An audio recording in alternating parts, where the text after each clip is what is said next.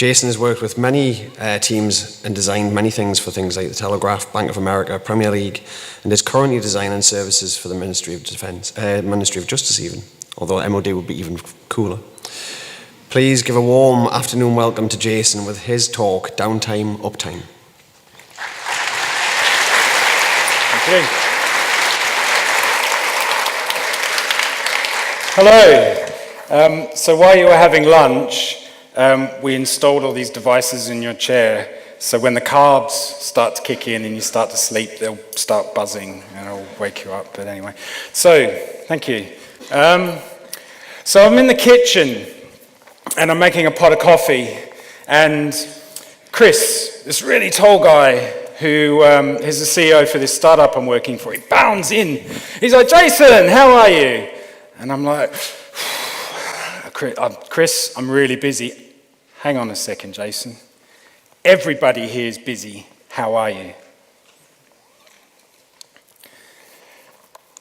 So I had to go through London Victoria Station. If you've ever gone through there to commute, this was the commute to the startup. And you know, there's like people everywhere. There's kind of tourists with bags and they're pulling. You got to kind of negotiate your way through. It's a real task to get through from the concourse through to the tube, which I was heading in. And then when I get to the tube, then I'd have to try and squeeze my way in to a seat. And you know, I'm a sweaty guy, and I was trying not to sweat on people, and you know, maybe kind of like try and read it. And anyway, the whole thing is my whole being, all my energy, all my cognitive powers are basically being kind of taken up trying to get from one point to another, and I don't get a chance to do anything else, you know. And then all of a sudden, ta-da, Christmas comes along. I don't know if you've ever been in London in Christmas, but it's amazing. It's just like it's like that. And, you know, I've got time to kind of going through London Victoria Station. I'm like, all right, cool, hang on, whee! And, you know, it's great. And all of a sudden, thank you. And then all of a sudden, I'm like, I got time to think here. I got time to think about the things that I did yesterday that I did well, and maybe more importantly, the things I didn't do so well. And all these thoughts are coming in, and it's like, amazing. This is great. And, you know, I kind of realized sometimes we're too busy sprinting. We're too busy sprinting to find out actually how far we've traveled. You know? All our being is sort of caught up in this hustle and bustle, this, you know, we've got to deliver this, we've got this milestone. We're agile, you know? Yeah, I don't know, is this a good thing? I mean, hey, we got lots of distractions, yeah? I have 237 and counting Pokemons, thank you. It's too easy, you know, we have these things in our pockets that buzz and, you know, there's been a lot of conversation about this today. And it's good, this is healthy conversation. Because, you know, we're designing this stuff. Is this good? You know, are we actually helping people in the right way? You know, and the thing about phones and these devices is it doesn't matter. There's a study done recently that even if it's in the room and it's turned off, we're reducing our cognitive powers because we're aware of this thing that's demanding our attention. Is that good? I don't think so. You know, and we're addicted to this busyness, you know. Like I was saying, like Chris, you know, hey Chris, I'm busy, you know. Well, we're all busy, you know, and it becomes this badge of honor, and it becomes this currency we trade, yeah. I mean, I've worked in agencies, as I'm sure some of you have, and you know, it's kind of like, okay, I'm going to play that game of who's going to stay the latest, because if I'm here the latest, I've done more work than you, yeah. What's with that? Silly. You know, we should be measuring on outcomes, shouldn't we? And, you know, as a result, it's hard to get downtime. It's hard to get, you know, time where there's space, where we're away from distractions.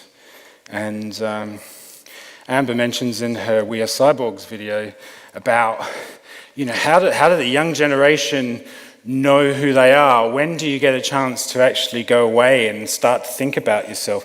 I mean, the philosophers, that's what they did. That was their gig.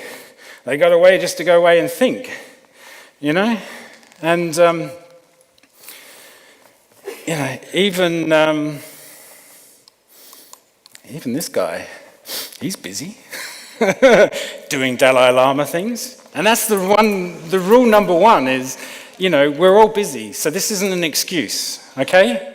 Don't let it be an excuse, because we can change things, yeah?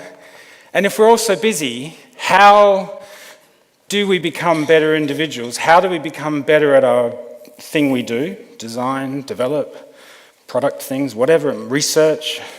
How do we become better? How do our teams become better if we're all so busy? Yeah? So I was working the startup, I was working with these two guys, sound like Dave and Clive. Dave was a performance coach, so Clive Woodward, he was a rugby coach. They won the World Cup, boo, as an Australian, pissed me off, they reminded me all the time. Johnny bloody Wilkinson. 2004, so they did amazing things for the England rugby team, okay? Oh, let's leave it at that.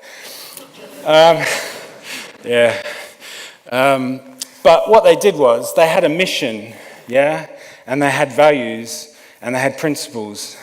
They didn't just want to be the best rugby team, they wanted to be the best sporting team across all sports. You know, and they did an amazing job. They won lots of trophies, you know, which included the World Cup, yeah, okay. But, and they had this book, each player had a book. And their part of their philosophy was to break down the sport into small chunks and learn it and have the principles. So they had principles around the plays. And, you know, this is 2004, so the technology's there. But they were integrating technology. They were learning things. But they had a book, yeah? Who has principles in the teams they work with, in the companies you work with? They're amazing things. You should have them. You know, we used them with this startup, and it was great because they then become something that, you know, that empower you and actually allow you to give you the freedom and take you away and help you decide things. You know, when I remember Dave actually remembering when we come to a junction and a decision point, and he was like, oh, no, we're going to do that one because that's the principle that we've agreed. You know, really important. And one of the other things I learned from working with this startup was around the way athletes and coaches. So I was working a lot with, I didn't really tell you what it was I was working on, did I? So I was working on a platform for athletes and coaches, right? A learning and collaboration platform, right? So I spent a lot of time with athletes going up to Loughborough Junction, Olympians, Paralympians, rugby teams and so forth, sporting teams, and seeing how they learn, yeah? Amazing stuff. And what you find is that it doesn't matter if you're an athlete or you're an individual wanting to get better at something, you're all going to go through these stages where you start off at ignorance and you kind of don't know what you don't know, and then you move your way up to become a master. You want to become the best you can be. You know, I wanted to become the best designer I can be. I'm still on my journey, I think, you know.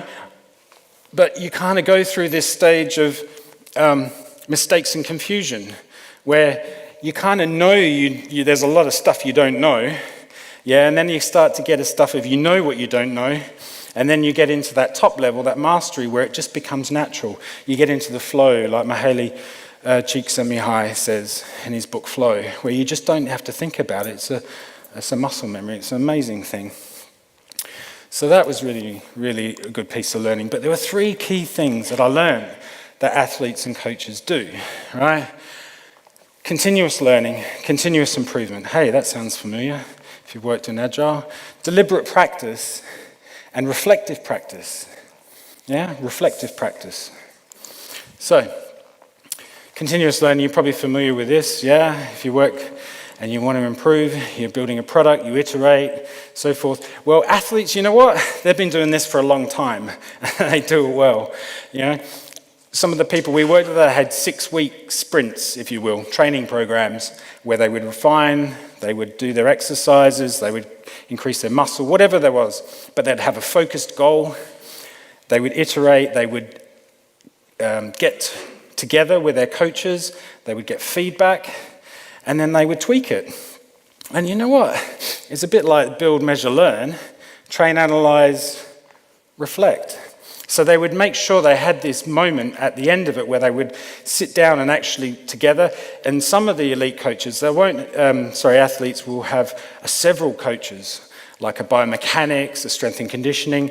I mean, we worked with one athlete who was doing juggling in that, and it was a way of focusing them. So if they were golfers, so if they were taking a putt, that they could actually focus their mind, so that they were using juggling as amazing stuff. But they would have this reflective thing going on.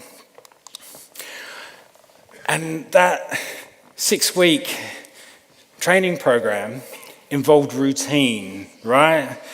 Monday to Friday was intensive workouts at the gym, at the training ground, you name it. Saturday was a bit lighter. Sunday, they did nothing. Fantastic, they had time off. Muscles need to repair, so do brains, yeah? They had time to get in touch with loved ones. They had time to mung out and watch some crummy TV or whatever, you know what I mean? They had time to think. They had downtime because it was scheduled. It was scheduled. Who schedules time for themselves? Yeah? Fantastic. Good. Can you tell me how you do it? It's hard, but it's amazing if you can do it. Do it. So the other thing working within teams, I've worked in a lot of agile environments, and you do the ceremonies, and you have stand-up. And I go, let's get stand-up. And you got retros. But we kind of fall into this trap of just doing them and not really challenging and thinking about what we do. Yeah, so the startup I was in, we were all kind of, in that middle ground of the mastery. We were kind of knew what we didn't know and stuff like that. And we weren't very good at it. And then I'd come to this place where we had this master who ran a scrum, and he was brilliant. And every time we had a retro, he had thought about what we needed to learn from the previous week to talk about and how we could improve. So we had a master within the team that could actually move us on and improve us. Amazing. Don't let retros become this drag. This is an opportunity for people to learn and actually complain about the process, improve it, do something about it. Don't get stuck into this kind of routine of, we got retro, yeah. Find a master who can help you if you don't have it. I think the other thing about that sort of continuous improvement with sports is they have measuring. They can measure stuff. Now, it's easy for sports because if you're not doing well, you ain't winning trophies and you ain't getting personal bests. But it's a bit harder when you're measuring teams. Yeah? How do you measure when a team's doing well and when they're not? So some people will say, okay, well, they stay the latest, yeah, and they're doing nice drawings. Well, that doesn't really mean much. It's about outputs. But what else can you be measuring, Personal trainers use what's called a SMART goals. So they look at small, measurable, attainable, relative, right? So that relates to a goal that someone wants to do, and time boxed, yeah? So they have a mechanism by which they can measure and see if someone's achieving their goals, yeah? When I've actually moved on from the Ministry of Justice and I've started at the Home Office, but when I was at Ministry of Justice, there was a nice experiment where we were looking at team mood. So every retro, we would actually get a happiness quotient, see how people were doing. And the idea behind that was, are there organizational decisions that are made that are going to influence the behavior and the happiness of a team? And will high-functioning teams, what they were trying to do was organizational decisions, will they influence high-functioning teams? Really interesting idea. The trouble was they were taking the measurement every 2 weeks. It needed to be a bit higher. But there's other things. There was a company, Hyper Island, I think they use dot voting systems. So as people come in the door in the morning, they put a dot vote to say, like a traffic light, how they're feeling. Yeah. So you get kind of this mood of a team can change things. And even with the rugby team, they took mood diaries, because it's not just about how people are performing at work. There's other factors which can change the way they feel and how sort of input people can, outputs they can do. And finally, on the continuous learning here, this really bugs me about modern offices is walls, yeah? Wall space. Like, walls are really important, you know? Open spaces, there's been some studies done in this that people, they find it hard to concentrate in open spaces, yeah? So you got noise disruption, yeah? 50 to 60% of people actually find the noise disruption really impacts their way of working, and it unsettles them. There's another study done in, where was it now? Auckland University. You know, people are about 15% less productive, you know, in these kind of working open spaces. So what improvement can we do to our teams, you know, to make your teams more effective? Try and create some more wall space. Use whiteboards to kind of eke out a bit of an area where you can get that kind of seclusion and that area where you're all working together focused. I worked at one place where we you know, and even, I mean, the other benefit of having wall space is that you can put your work up there for critique, you know? There's a spatial memory that you have from an environment and having wall space. We leave these kind of memory crumbs, yeah? So everywhere we are, there's little kind of details in the environments that we are that trigger memories. So when you don't have walls, you're less likely to get those memories, yeah? And it's really important. Plus, you've got the added benefit of stakeholders seeing the stuff and just, you know, see the outputs of your work. But this agency, they got foam boards, you know, really light, big foam boards. And it was great. So we'd put all our work on and we'd travel to a meeting. And then we got, oh, this ain't going to fit in the lift. So, oh, well, we'll go down the stairs, that's fine. So we're traveling with these big foam boards. And then if you've ever read Dirk Gently, it was kind of like this bit where you were trying to negotiate this huge big foam board through a stairwell. Yeah, so, but that was good. Yeah, anyway. Yeah, it was good at the time. It was funny at the time. So, deliberate practice. So,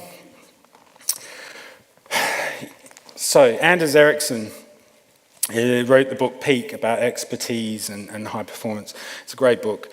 And he kind of debunked that whole 10,000 hours myth. So you can practice for 10,000 hours and you can still be shit, right? Because if you're practicing the wrong thing, you're going to be rubbish. You need to practice the right things, right? So we start off doing naive practice, yeah? You know, you're a kid and you're learning the piano and you just do this repetitive thing. Well, it's moved on from there, yeah? And it's moved on for a purposeful practice, yeah? Where you've got to focus. You break it down into smaller chunks, yeah? And you take yourself out of your comfort zone, yeah? That's good, that's productive, that's gonna make you a better person. Deliberate practice is that, plus getting an expert, because an expert will help you out, and they will give you mental models which will help you get you on a closer path, yeah? And I was talking about the retros earlier. You know, it wasn't until I met Jitten and I saw actually, you know what? This is what a retro can be like when you've got someone who's actually working it really hard and working the team really hard to get the best out of them, yeah? Find an expert, yeah? That expert will give you motivation, yeah? There's intrinsic and extrinsic motivation, yeah? Now, intrinsic is I want to be the best person, I want to do good things. Extrinsic, yeah, I need to pay the bills, you know, I don't want to look foolish, whatever it might be, yeah? That expert will help you and motivate you and lift you up. Now, a few years ago, I realized I had I wasn't good at a few things in my career in the design. I wanted to get better at kind of articulating things, and I wanted to get better at, you know, perhaps research was a bit weak on my side. So I got myself a mentor. I found someone in my community, I found someone who I respected, and I asked them, I said, look, help me out, I want to get better.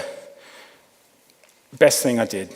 Yeah, help me, give me confidence, and it feels like it made me a better designer. Yeah, or and a coach. You know, these are good things. You know, and I think the other thing about motivation is from a team perspective, what motivates your team? Why are you working where you are? Yeah? What gets you out of bed in the morning? Yeah? Ask yourself that question. Have you asked yourself that question? Yeah?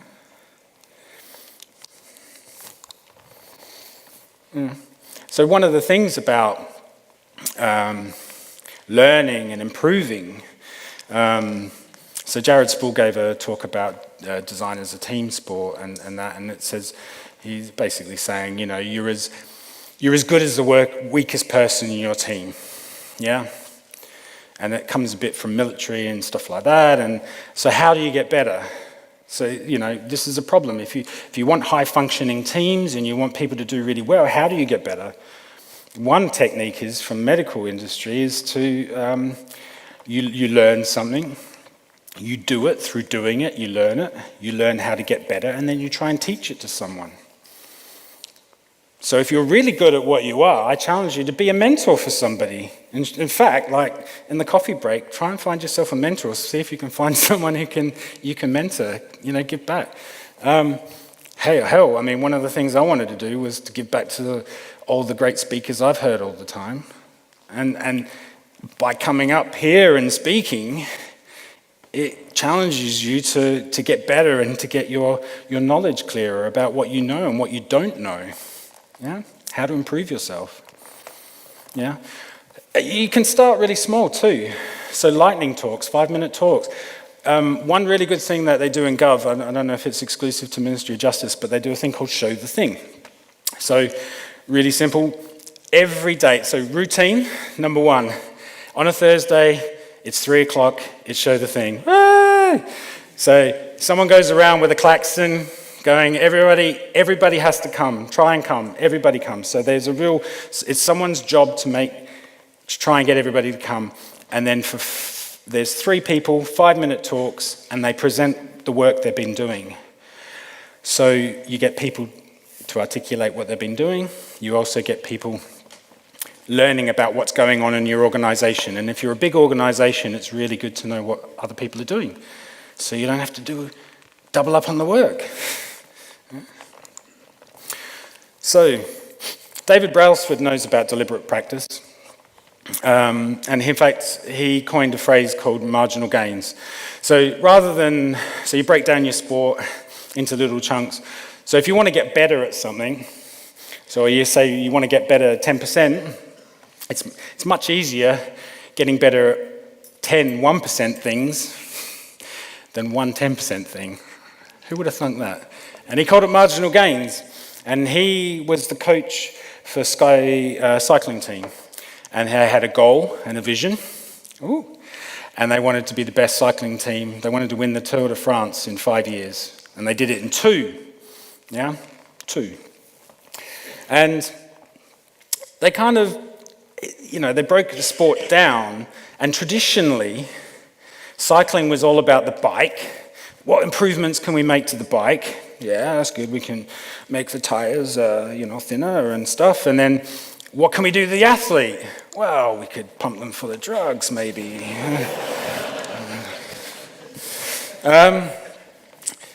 So they actually took a service design approach. They went, well, okay, we've got a cyclist. They're cycling 200 kilometers a day. They carried. And they took their mattress and their pillows with them, right? So they could get a guaranteed good night's sleep. They took their bed and their mattress with them. Amazing, revolutionary. No one ever thought of that, but it helped them. So they went outside of their sport. They went, what can we do outside of that? Yeah? Graham Clough and Peter Taylor. Another kind of 2 coaches who did Derby and Nottingham Forest. They won a bunch of things, including getting into Europe. well, not ordinary teams, they did amazing things, but the thing was they actually got players who had the skills, but they perhaps troubled individuals. They had gambling or alcohol problems, and they nurtured them so that what happened outside of the football pitch, they looked at solving, they looked at improving these things.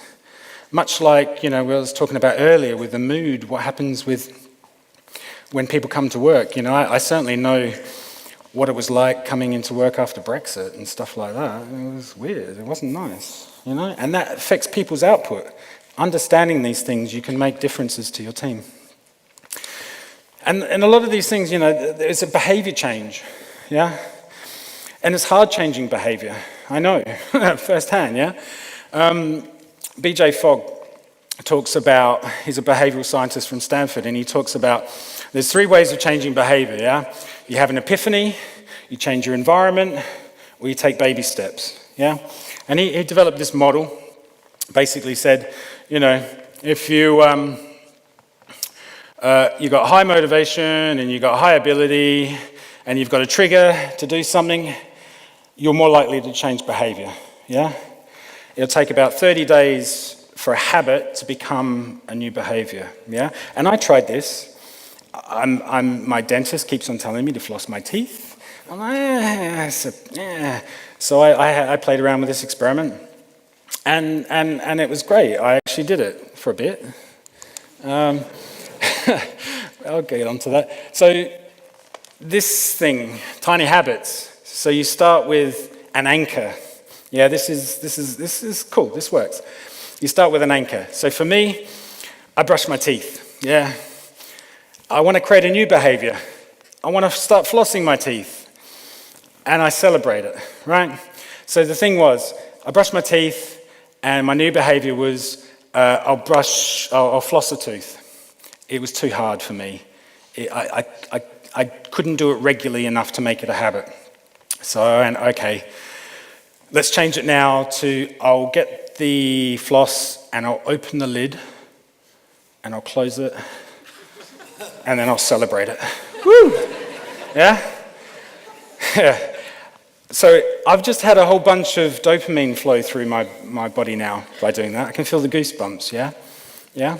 That dopamine is giving me a feel-good factor, yeah? And it's also producing serotonin, yeah? Which is also helping me. And it's starting to create a neural network. That serotonin, I can relate to that. And I can start to build this network where my body actually starts to not distinguish between an existing memory, an existing happening or a memory. It starts to blur that. So you start to do that, and you find and you tweak this. This is an experiment, yeah? It's good. Trouble is, I went to bed too late, and then by the time I go to bed, I just want to brush my teeth and go to bed. So, you've got to play around with these things. So, but I will say the last thing on that is that what are the tiny things you can do within your team and as individuals, yeah?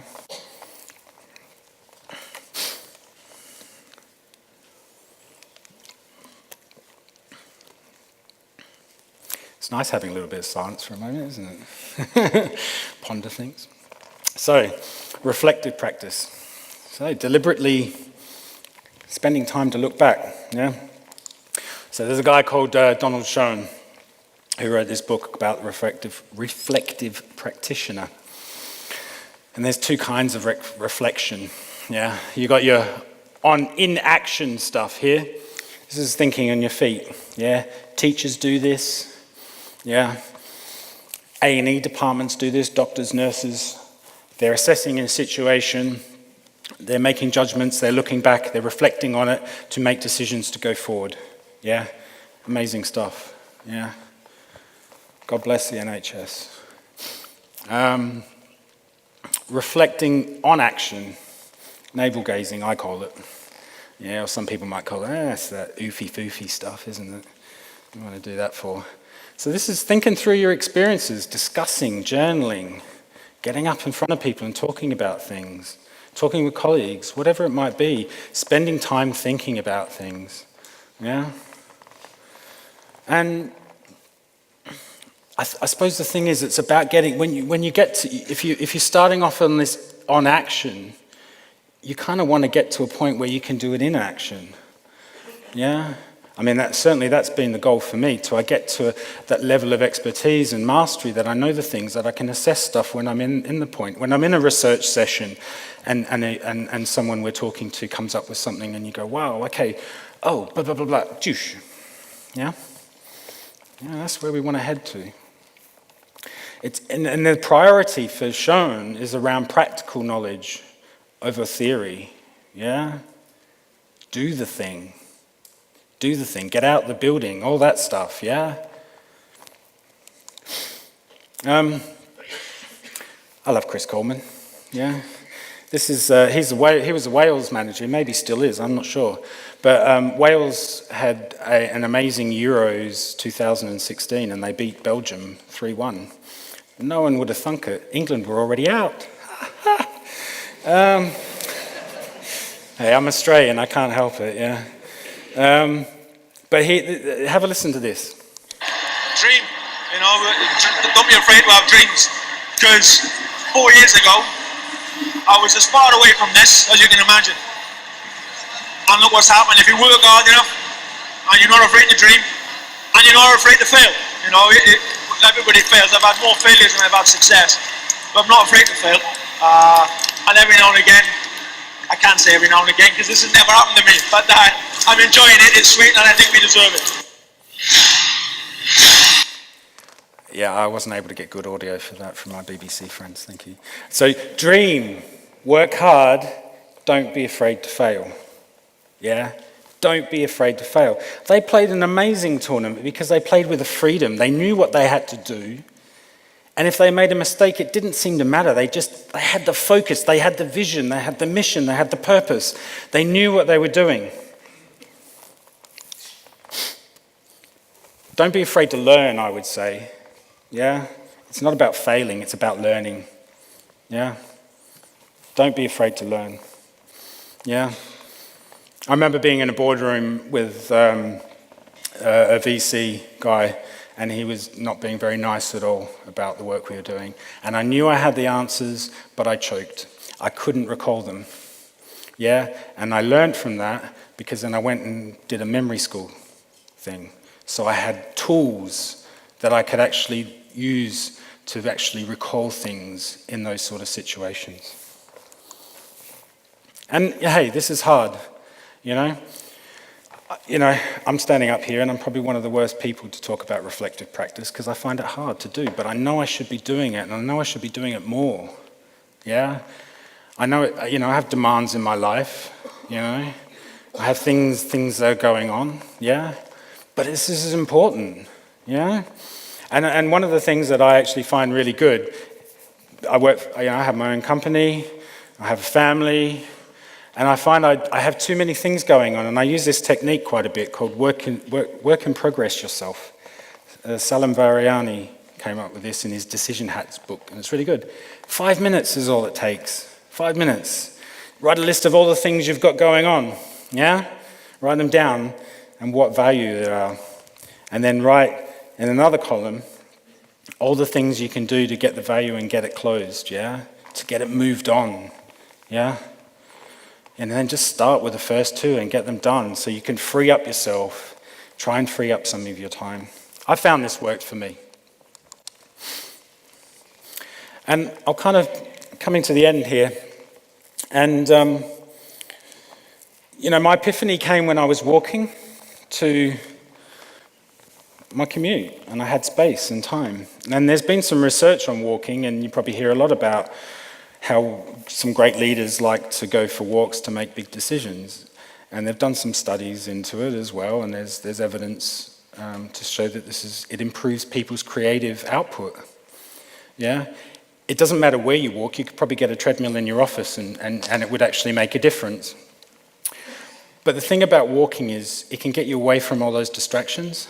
I've been having walking meetings with people, which is really nice. And just remember, we live in England, so the weather ain't great. There's no such thing as bad weather, it's bad clothing. Yeah? That's from my Canadian friend Chris. Yeah, thanks, Chris. So your creative outputs, you can increase it by 60% through walking. Yeah? Incredible. So, to wrap up, define your purpose. Why are you doing the things you're doing? What are your goals? What are your vision? What are your principles? Yeah? Know why you're doing the things. What motivates you? Yeah? Yeah? What motivates you? You're obviously motivated to come here today, and thank you very much. Yeah? Schedule things. Yeah? Put it in a diary. Block out a space of time in your diary that's me time. Yeah? Start creating tiny habits. Do the 1% things. Yeah? Focus on the little baby steps. Make baby steps to make the improved, bigger things happen. Find an expert if you can. Maybe you'll be lucky today and you'll find someone that you like, that you want to get some help from. And then reevaluate regularly. Yeah? And, I've mentioned a few things. It's not about the tools. There's plenty of different things around. It's about the process. And just keep trying, persist. Yeah? Thank you.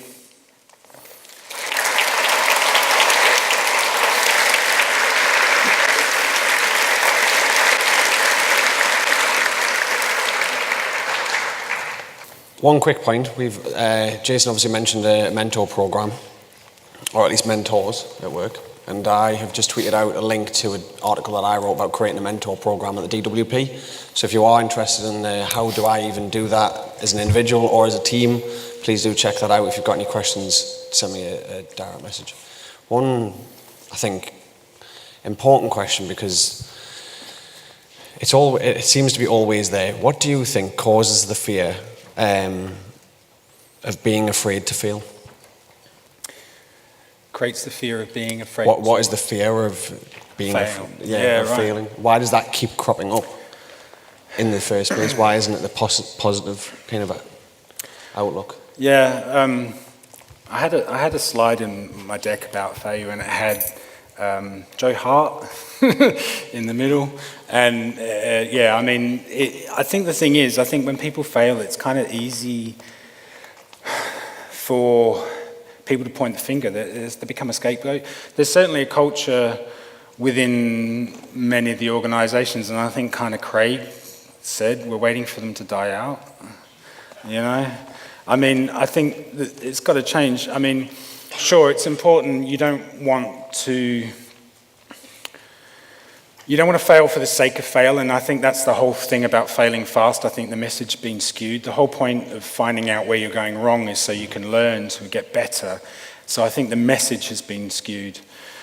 And as a result, it just seems companies and organizations don't sort of back people up when they do get it wrong, to help them, to support them and say, okay, what did you learn? How can we avoid this in the future?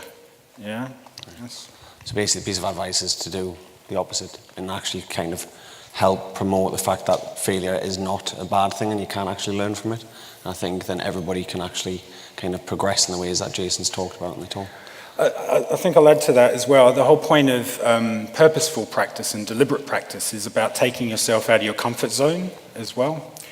And,